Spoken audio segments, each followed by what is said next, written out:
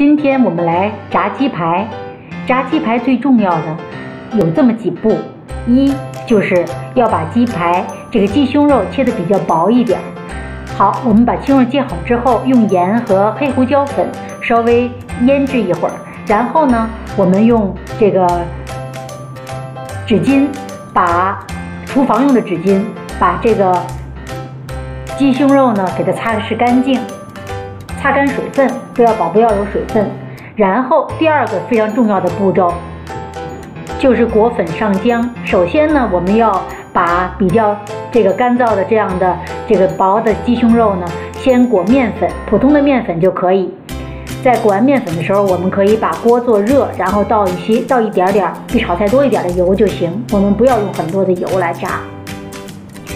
然后呢，我们把裹完面粉的鸡胸肉放入鸡蛋液中，裹匀鸡蛋液，然后我们再放面包渣放面包渣。这个面包屑或叫面包渣呢，要把它每一个地方都均匀的裹上面包屑或面包渣。这时候我们再放到这个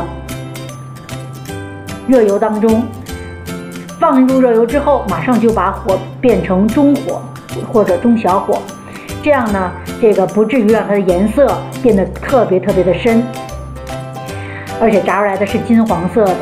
这时候呢，我们要正反两面这个煎2次，每一次煎1分钟就可以了。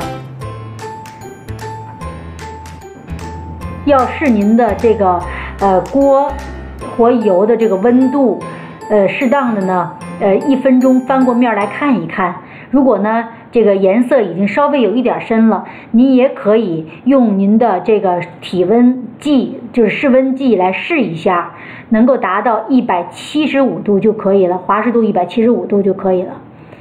我两面2次，每一次煎1分钟，那么一共加起来，我可以说我煎了有4分钟，差一点4分钟。这时候呢，要保证它不糊锅，要这个翻2次。好了，现在我就可以把它拿出来了。大家看，我的成品是金黄色的，里边也完全熟透了。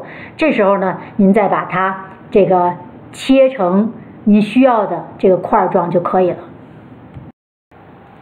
好，切块以后呢，您可以适当的蘸些番茄沙司，或者是这个搁一点椒盐，或者是搁一点孜然，然后呢加到饼里，或者是这样吃都可以。好了，谢谢大家的收看，我们下次再见，请您享用。